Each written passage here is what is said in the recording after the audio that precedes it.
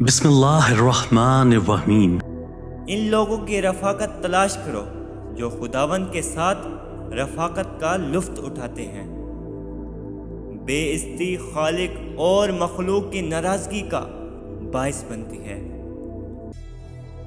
اے لوگوں سے اپنی بدحالی کی شکایت کرنے والی مخلوق سے شکایت کرنے سے کیا فائدہ؟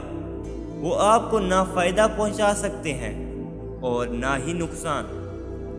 خود کو نیک اور پاک سیرت ثابت کرنے کے لیے دوسروں کی خامیوں برائیوں کا چرچا کرنے کی ضرورت نہیں۔ اپنی جوانی کے دھوکے میں مت پڑو کیونکہ بہت جلد وہ تم سے چھین لی جائے گی۔